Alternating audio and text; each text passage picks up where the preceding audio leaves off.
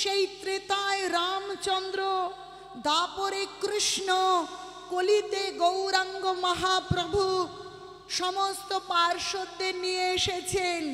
সবে সবে আমরা গৌর পূর্ণিমা পার করে এসেছি। আসতে না আসতেই রাম নবমী, রাম আবির্ভাব তিথি। ভগবান শ্রী রামচন্দ্র কি, সীতা মায়া লক্ষ্মণ কি, ভক্ত হনুমান কি। তাহলে দেখুন আবার রাম নবমী এসে গেছে, আসছে ভগবান রামচন্দ্রের আবির্ভাব তিথি। ভগবান এসেছেন এবং নানা লীলার মধ্যে দিয়ে আমাদেরকে শিক্ষা দিয়েছেন যে আমরা কি করে, কারণ কলিযুগে রয়েছি, দোষের সমুদ্রে পরিপূর্ণ। তো সেই দোষ কোনায় এমন আছে না, ঘর পরিষ্কার করি আমরা এই মাসে, অনেক পরিষ্কারের পরেও কোনায় এদিকে সেদিকে নোংরা থেকে যায়। তো ভগবান জানতেন এই কলিযুগে আমরা সমস্ত কলুষতায় পরিপূর্ণ থাকব, তাই কখনো রামচন্দ্র, কখনো কৃষ্ণ, আর এই কলিতে গৌরাঙ্গ মহাপ্রভু নানা লীলা বিলাস করেছেন এবং আমাদেরকে বোঝাবার চেষ্টা করেছেন যাতে তা থেকে আমরা শিক্ষা গ্রহণ করে সেই অন্তরে, হৃদয় অভ্যন্তরে, চিত্তরূপ দর্পণে জমে থাকা সমস্ত মলিনতাকে আস্তে আস্তে ধুয়ে মুছে ফেলি, আর সেই দর্পণে যেন একদম সুন্দরভাবে কে রাধা মাধবের কৃপাকে দর্শন করতে পারি। তাই রামচন্দ্র আসলেন মর্যাদা পুরুষোত্তম, তিনি আসলেন এবং গৃহস্থ আশ্রমে থেকে আমরা কেমন আচরণ করে আমরা ভক্তি জীবনের দৃঢ়তার সঙ্গে থেকে আমাদের মানব জীবনকে সার্থক করব, সেটা তিনি বুঝিয়ে গেলেন অবশ্যই। তো দেখুন ভাগবতম বললেন দুর্লভ মনুষ্য দেহ দেহিনাং ক্ষণভঙ্গুর। ভাগবতম বলছে আমাদের মানব জীবনটা দুর্লভ। এই দুর্লভ কেন একটু বুঝিয়ে বলি, কেন দুর্লভ? যে দেখুন যে জিনিসটা সহজে পাওয়া যায় না সেটা দুর্লভ হয় আর দাম বেশি হয়। চাল পাওয়া যায় 50 টাকা, 60 টাকা, 40 টাকা কেজি, কিন্তু যদি আমরা সোনা কিনতে যাই 70-80 টাকা দাম, তাই না? কারণ ভগবান সোনা সৃষ্টি করে দিয়েছে, সেইভাবে আছে, ও তো নতুন নতুন করে হচ্ছে না, অত পরিমাণে পাওয়া যাচ্ছে না, তাই এত দুর্মূল্য। কিন্তু চালটা 2 বার করে বছরে 3 বার করেও ধান উৎপাদিত হচ্ছে, তাই সেটা কি সুলভে আমরা পাচ্ছি। তাহলে এই যে মূল্যের ডিফারেন্স আমরা বুঝতে পারছি না যে আমাদের এই মানব জীবনটা কেন দুর্মূল্য। যদি বিষ্ণু পুরাণ বুঝি আমরা বুঝতে পারবো। স্থাবর লক্ষ বিংশতি জলজা নবলক্ষানি কৃমায়া রুদ্র সংখ্যতা পক্ষিণাম 10 লক্ষকম 30 লক্ষানি পশুবস্য 4 লক্ষানি মানুষা। আরে 80 লক্ষ জীবন পার করেছি, তারপর মানব শরীর পেয়েছি। যে বৃক্ষজনিতে 20 লক্ষ জীবন থাকার পর কখনো যে তুলসী বৃক্ষ হব জানি না, তবে আমি ভগবানের চরণে যাওয়ার সুযোগ পাব। তবুও ভক্তের হাতে যেতে হবে, নিজের ইচ্ছেই যাওয়া যায় কি? যাওয়া যায় না। কিন্তু মানব জীবন পেয়েছি, এই জীবনে ইচ্ছে করলেই ভাগবত শুনতে পারি, ইচ্ছে করলেই কণ্ঠীমালা পড়তে পারি, ইচ্ছে করলেই জপমালা নিয়ে জপ করতে পারি। আর যখন হাতে কাজ করছি তখন মনের অন্তঃকরণে নিরন্তর হরে কৃষ্ণ কৃষ্ণ কৃষ্ণ হরে হরে, হরে রাম রাম রাম হরে হরে। প্রাণ পেয়েছি, জীবন হয়েছে, কিন্তু এই মানব জীবন কেন দুর্মূল্য? সোনা ধান দিয়ে আমি আপনাদের বোঝানোর চেষ্টা করেছি। 80 লক্ষ জীবন পার করার পর মনুষ্য জীবন পেয়েছি, তাও সব মনুষ্য জীবনে কিন্তু আমরা ভক্তি জীবন বা ভগবান বা ভক্তের সান্নিধ্যে আসবার সুযোগ পাইনি। বলছে ব্রহ্মাণ্ড ভূমিতে কোনো ভাগ্যবান জীব গুরু কৃষ্ণ প্রসাদে পায় ভক্তিলতা বীজ। আমরা পূর্বতন আচার্যদের কৃপায় রাধা মাধব পেয়েছি, মন্দির পেয়েছি, বৈষ্ণবগণদের পেয়েছি। আমরা কত ভাগ্যবান বলুন তো। তাহলে সেই ভাগ্যকে বুঝে এই দুর্মূল্য জীবনের মূল্য যদি আমরা না বুঝি, তাহলে মূল্যহীন হব কিনা বলুন তো মায়েরা, হব কিনা বলুন তো। যে এই মানব জীবনটা দুর্মূল্য, দুষ্প্রাপ্য, অনেক কৃপায় পেয়েছি। এখন এই মানব জীবন পেয়ে রামায়ণের যে শিক্ষা, মহাজন বলছে সকালবেলা দ্রুত ক্রীড়া প্রসঙ্গ, দুপুরে মধ্যাহ্নে স্ত্রী প্রসঙ্গ, আর রাত্রে চোর শ্রেষ্ঠ চৌর অগ্রগণ্য সেই অনাদিরাদি গোবিন্দ কৃষ্ণের প্রসঙ্গে চর্চা করা কর্তব্য। সকালে আমাদের আরে দুতকিরা মানে পাশা, শ্রেষ্ঠ পাশা খেলা কোথায় হয়েছিল? মহাভারত। সেই মহাভারত থেকে ভগবান অর্জুনকে শিক্ষা দিলেন, আর আমরা পেয়ে গেলাম কি? গীতা, মানব জীবনের ম্যানুয়াল বুক পেয়ে গেলাম। সেই গীতাটা সকালে চর্চা করে সূত্র পেয়ে গেলাম। দুপুরে কি চর্চা করব? রামায়ণ, সীতা দেবী, নারী প্রসঙ্গ। দেখুন, এই নারী হচ্ছে এই সমাজ, এই পরিবার জীবনের ভিত। সেই নারী প্রসঙ্গ জেনে যদি আমরা একটুখানিও নিজেদেরকে পরিবর্তন করবার চেষ্টা করি, তাহলে বলুন তো আমাদের জীবন বদলে যাবে কি যাবে না? বলুন তো।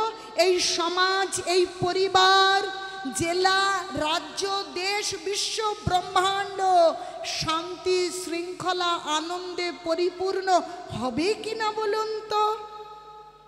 আর রাত্রে বলছে সন্ধ্যায় কি? চোরেরও শ্রেষ্ঠ চোর কে? চিত্ত চোর কে? কৃষ্ণ। যিনি সর্বাকর্ষক কৃষ্ণ, তিনি সকলের মনকে, চিত্তকে হরণ করতে পারেন। সেই ভগবান কৃষ্ণের প্রসঙ্গে আমাদের আলোচনা করা কর্তব্য। আমাদের ওই টিভি সিরিয়াল দেখতে শাস্ত্র কিন্তু আমাদের বলেনি।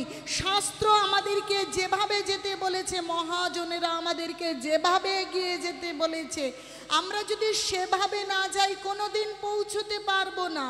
যিনি কলকাতা গিয়েছেন, তিনি যদি বলেন এরকম এই দিক দিয়ে চাকদা গিয়ে ট্রেনে উঠে এভাবে যেতে হবে, তাদের কথা না শুনে আমি নিজের ইচ্ছে মতন চলতে শুরু করি, আমি কলকাতা যেতে পারবো? তাহলে আমাদের মনুষ্য যেমন জীবনের শ্রেষ্ঠ গন্তব্য কোথায়?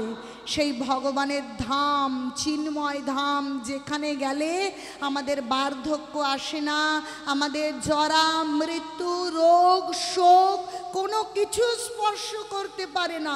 তাহলে আমাদের সেই শ্রেষ্ঠ এবং একমাত্র গন্তব্যে পৌঁছতে গেলে পূর্বতন আচার্যদের এবং যে গ্রন্থ শাস্ত্র আমাদেরকে ভগবান দিয়েছেন, সেই শাস্ত্র অনুযায়ী যেতে হবে। বলছে শাস্ত্র সাক্ষাৎ ভগবান প্রণীতম, ভগবান দিলেন।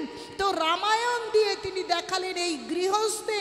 অনেকে মনে করেন গৃহস্থ আশ্রমে থেকে ধর্ম করা যায় না, কিন্তু প্রভুপাদ আমাদেরকে সুন্দর করে বুঝিয়ে দিয়েছেন গৃহে থেকেও ভগবানের ধামে যাওয়া যায়, গৃহে থেকেও প্রকৃত ধর্ম করা যায়, গৃহে থেকেও প্রেম ভক্তি লাভ করা যায়। আপনারা কি গৃহে থেকেই প্রেম ভক্তি লাভ করতে চান? কি মাইরা চান? নিতাই গৌর শীতনাথ প্রেমা নন্দে হরি হরি বল, হরি হরি বল। তাহলে আমাদেরকে রামায়ণের শিক্ষা নিতে হবে। দেখুন রামায়ণ কি বলছে। স্বয়ং রামচন্দ্র এসেছেন দশরথের পুত্র রূপে, লীলা বিলাস করছেন। তার অন্তর্নিহিত অর্থ আমাদেরকে বুঝতে হবে। পিতৃ সত্য পালনের জন্য, কারণ কইকেয়ীকে বড় ভালোবাসতেন, তিনি খুব ভালো ছিলেন, কিন্তু বলছে না সঙ্গ দোষে কি সঙ্গী নষ্ট। মন্থরার বুদ্ধিতে সব সময় রাম নাম জপকারী কৈকেয়ীর মাথা কি নষ্ট। তো তিনি কি করলেন, দশরথের কাছে, দশরথ মহারাজের কাছে তিনি রামচন্দ্রকে বনবাসের বর চেয়ে নিলেন এবং নিজের পুত্র ভরতকে তিনি রাজা করতে চাইলেন। রামচন্দ্র চলে গেলেন বনে, পিতার কারণে তিনি আজ বনে গেলেন পিতৃসত্য পালনের জন্য। রাধা মাধব কি জয়, অষ্টসখী বৃন্দ কি জয়, গুরু পরম্পরা কি জয়। তো দেখুন আজকাল ছেলে মেয়েদের কারণে বাবা মা বৃদ্ধাশ্রম যায়, বনবাস যায় কিনা, কিন্তু রামচন্দ্র তার পিতার কারণে তিনি বনবাসে গেলেন। ভেবে দেখুন, মানুষ মনে করে ভক্ত হবে পিতামাতাকে দেখবে না, কিন্তু মানুষ জানে না যদি প্রকৃত ভক্ত হয় তাহলে সেই ভক্ত রামচন্দ্র এবং কন্যা সীতা দেবীর মতন হবে। ভক্ত মানে উপরে উপরে দেখানো ভক্ত নয়, ভক্ত মানে অন্তঃকরণ থেকে অরিজিনাল উপরে সাজা কোনো ভক্ত নয়। যে প্রকৃত ভক্ত হবে তিনি প্রত্যেককে ভগবানের মতন শ্রদ্ধা করবেন, সম্মান করবেন, গীতাকে অক্ষরে অক্ষরে পালন করবেন। বলছে ব্রহ্মাভূত প্রসন্নাত্মা না শোচতি না কাঙ্ক্ষতি সমসর্বেষু ভূতেষু মদ ভক্তি লভতে পরম। সকলকে সমদৃষ্টি দিয়ে দর্শন করবেন। তো সমান দৃষ্টি আর পিতা মাতা তাকে তো দেবতা জ্ঞানে পুজো করবেন। দেখুন রামচন্দ্র বনে চলে গেলেন পিতারই কারণে। আবার এটা তো একটা নিদর্শন, কিন্তু এর ভেতরে সব সময় দুরকম শিক্ষা রয়েছে, অন্তর্নিহিত অর্থ আছে। তিনি যে শুধুই পিতৃসত্য পালনের জন্য বনে গিয়েছেন তাও নয়, বলছে ভক্ত বৎসল ভগবান।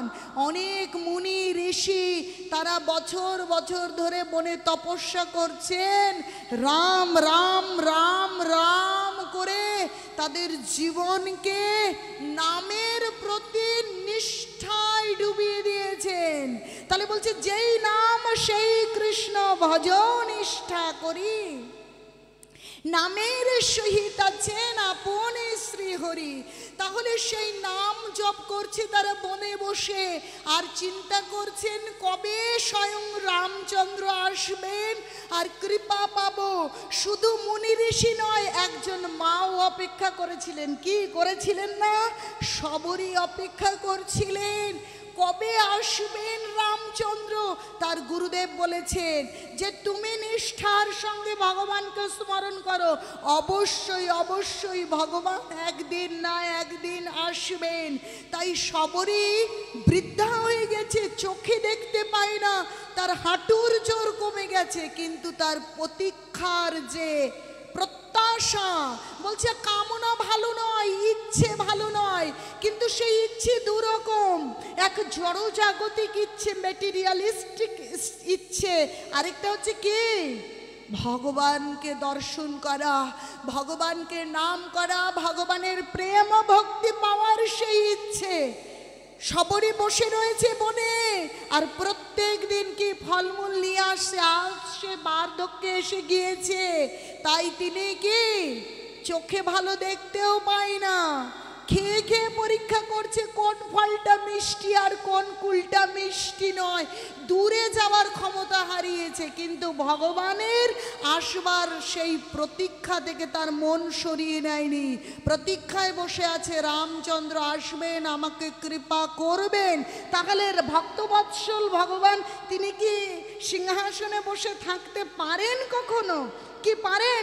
প্রহ্লাদ মহারাজ যেদিন সেই হোলিকার কোলে বসে চিতা সেই ভস্যের কুণ্ডে বসেছেন, চিতায় বসে প্রহ্লাদ মহারাজ হরি হরি হরি বলছেন। হরি কি বৈকুণ্ঠে থাকতে পেরেছিলেন? হরি তার হৃদয় অভ্যন্তরে এসেছিলেন, না হলে সেই অগ্নির বরকন্যা হোলিকা পুড়ে গেল, প্রহ্লাদ কেন পড়ল না? আমরা বুঝতে পারি না।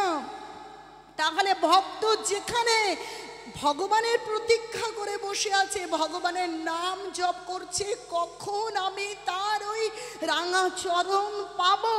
ভগবান অবশ্যই যাবেন। তাই মুনি ঋষি শবরীর মতন তপস্বীকে দেখা দেওয়ার জন্য তিনি কি করলেন, সিংহাসন ছেড়ে তিনি চললেন বনে, দেখা দিলেন, কৃপা করলেন তাদেরকে। আর একটা শিক্ষা শুরু শেষ হয়ে গেছে সময়, কারণ আরতি করতে হবে ভগবানের। দেখুন, আমরা কখনো বুঝতে পারি না, ভাই ভাইয়ের সম্পর্ক বুঝতে পারি না। এখনকার ভাইরা চাইছে, বড় ভাই চাইছে ছোট ভাইকে লুকিয়ে লুকিয়ে বাবা মার কাছ থেকে একটু জায়গা জমিন লিখে নিয়ে আমি উত্তরাধিকার পাবো, আমি বড় হব, আমি ধনী হব। অন্য ভাই না জানে লুকিয়ে লুকিয়ে সম্পদ নেব। কিন্তু কৈকেয়ীর প্ররোচনা কৈকেয়ীর ছিল না, মন্থরার বুদ্ধিতে। আজ রামচন্দ্র বনবাসী, ভরত হবেন রাজা। ভরতকে ডাকা হয়েছে, কিন্তু ভরত বলছে আমি রাজ্যের রাজা কিছুতেই হতে পারবো না। রাজ্যের রাজা হচ্ছেন স্বয়ং রামচন্দ্র, আমি তার দাসানু দাস। তার পায়ের খড়মকে সিংহাসনে রেখে, তার পায়ের সেই খড়মকে মাথায় রেখে বোঝারূপ তিনি সেই সাম্রাজ্যকে শাসন করেছেন। কিন্তু রামচন্দ্রের চরণকে সিংহাসনে রেখে, তাহলে দেখুন ভাই হলে কেমন হতে হবে। কিন্তু সেই শিক্ষা যদি আজ আমাদের মধ্যে প্রবেশ করতো, তাহলে ভাইয়ে ভাইয়ে এই সম্পর্ক তৈরি হতো, থাকতো এত দ্বন্দ্ব। দেখুন রাজনীতির মন্ত্রিত্বে আজ এই দল, কালকে ওই দল, পরশু এই দল বসছে। কিন্তু ভরতের থেকে শিক্ষা নিতে হবে, রামচন্দ্রকে কেন্দ্র করে যদি শাসন না হয়, কোনোভাবে রাম রাজ্য প্রতিষ্ঠা হতে পারে না।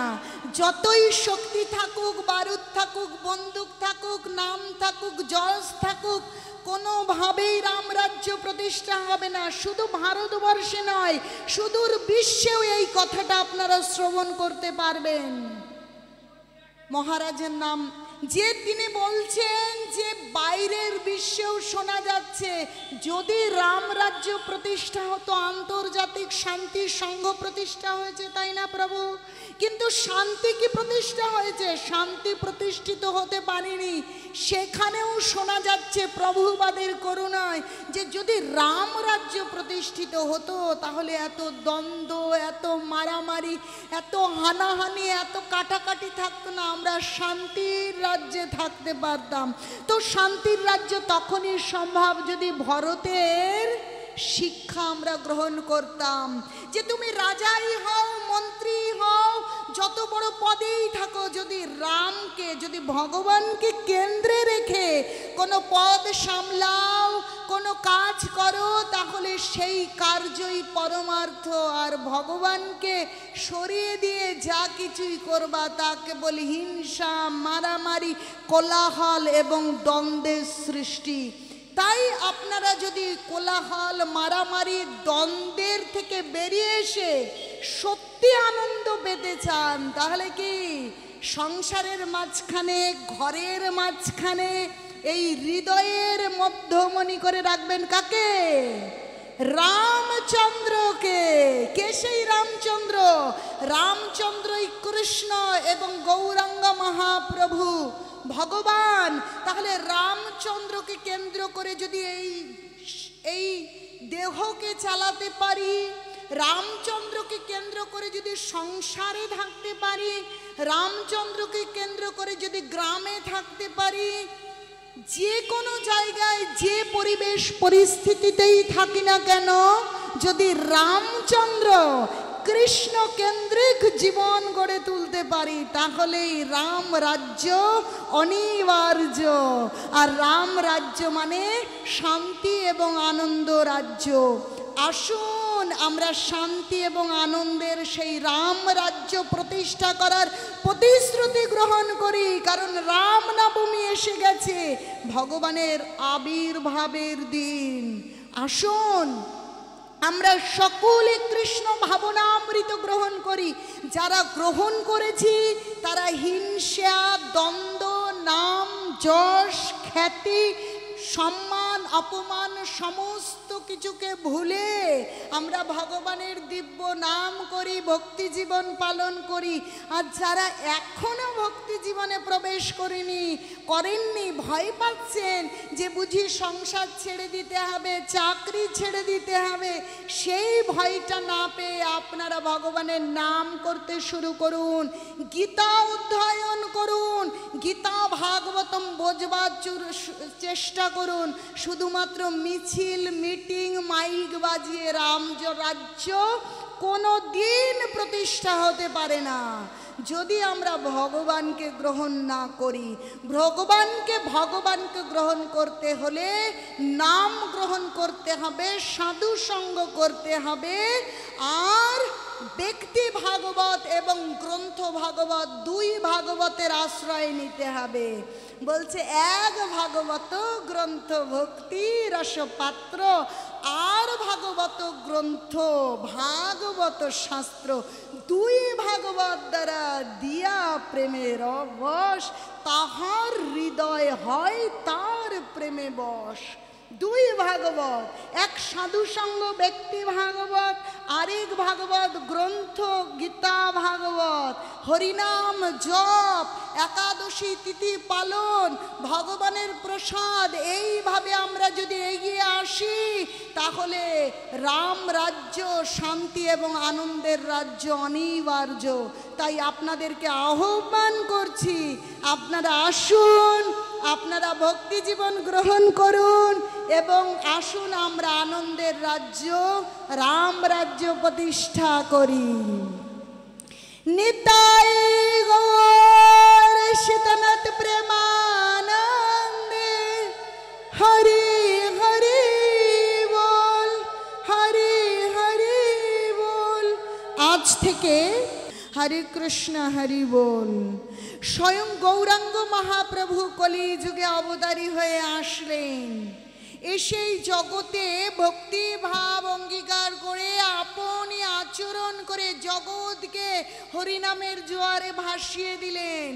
কৃষ্ণ ভাবনামৃতের সেই জোয়ারে এই জগৎ ভাসলো। প্রভু বলছিলেন সুন্দর করে যে সেই কার্য সম্পাদিত হয়েছে আদি গুরু নিত্যানন্দ প্রভুর কৃপায়। তো সেই জন্যই মহাপ্রভু আসলেন এবং বললেন, পৃথিবীতে আছে যত নগর আদি গ্রাম, সর্বত্র প্রচার হইবে মোর নাম।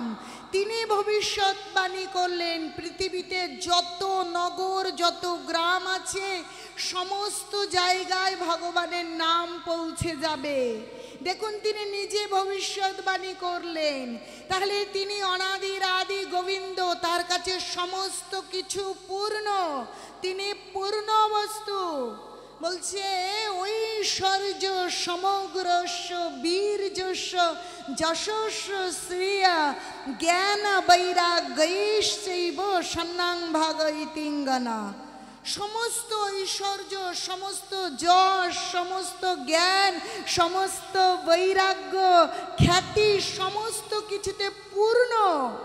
তাহলে তিনি কি সমস্ত পৃথিবীতে ভগবানের নাম প্রচার করতে পারতেন না? কারণ তিনি বললেন, পৃথিবীতে আছে যত নগর আদি গ্রাম, সর্বত্র প্রচার হোক মোর নাম। তাহলে তিনি প্রচার করতে পারতেন, কিন্তু তিনি নিজে করলেন না। কারণ ভক্তের মহিমা, তিনি নিজেই সেই রাস্তা তৈরি করে গেলেন। পাঠালেন কাকে? তার সেনাপতি ভক্তকে, জগৎগুরু। শুধু জগৎগুরু নয়, বিশ্বগুরু কে?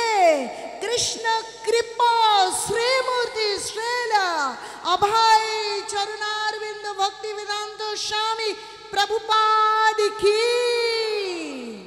প্রভুপাদের কৃপায় জাতি, ধর্ম, ধনী, দরিদ্র, ভৌগোলিক দূরত্ব নির্বিশেষে সারা বিশ্বব্যাপী মানুষ কৃষ্ণ ভাবনামৃত পেল। জানতে পারলেন যে কে আমাদের ভগবান। আমাদের জীবনের উদ্দেশ্য, আমরা কি করব, কিভাবে এই মানব জীবনের চরম সার্থকতা পাব, সমস্ত কিছুকে তিনি প্রচার করলেন। সমস্ত দেশে, প্রায় সমস্ত দেশে তিনি এই কৃষ্ণ ভাবনা অমৃত নিয়ে গেলেন। তাই আমরা যে যেখানে থাকি না কেন, আমাদের শ্রেষ্ঠ উদ্দেশ্য এবং ইচ্ছে থাকা উচিত সেই কৃষ্ণ ভাবনা অমৃতের সঙ্গে যুক্ত হওয়া। যদি অমৃতের সঙ্গে যুক্ত হই, বলছে অমৃত মানে কথাটার মানে কি, নয় মৃত। যদি আমরা কেউ বর দিতে চাই, কি বলবো, আমাকে অমর হবার বর দাও, তাই না? হিরণ্যকশিপু চেয়েছিল, তাই না, অমর হবার বর চেয়েছিল কিনা সেই ব্রহ্মার কাছে। তো আমরা সকলেই অমর হতে চাই, চির যৌবন প্রাপ্ত থাকতে চাই, চির নতুন থাকতে চাই। কিন্তু সেই চাওয়াটা কি করে বাস্তবায়িত হবে সেটা আমরা জানি না। সেই বাস্তবায়নের যে সূত্র, সেটা সহজলভ্য করে দিয়েছেন জগৎগুরু শ্রীল প্রভুপাদ। তার আহ্বানে আমাদেরকে সাড়া দিয়ে কৃষ্ণ ভাবনা অমৃত গ্রহণ করতে হবে।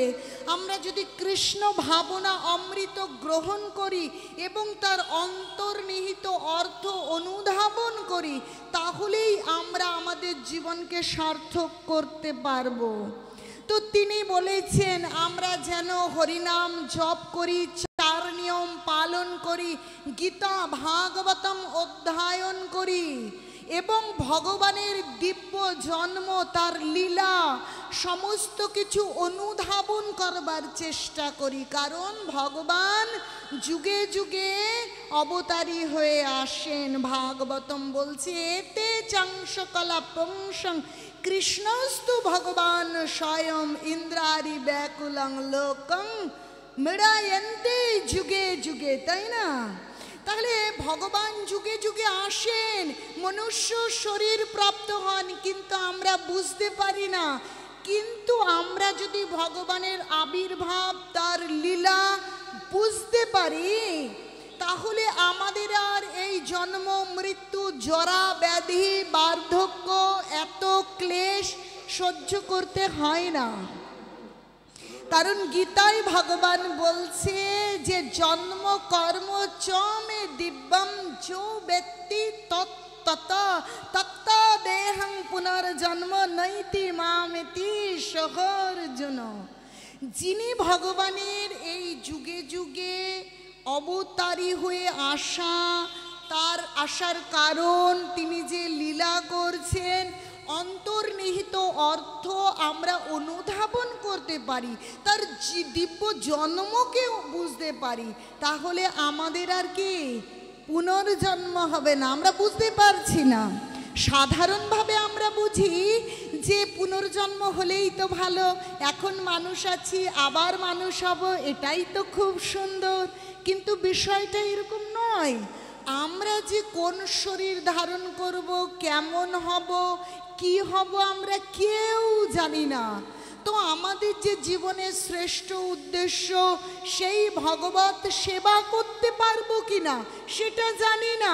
আমরা বৃক্ষ হতে পারি, কিন্তু তুলসী বৃক্ষ হব কিনা তা তো জানি না।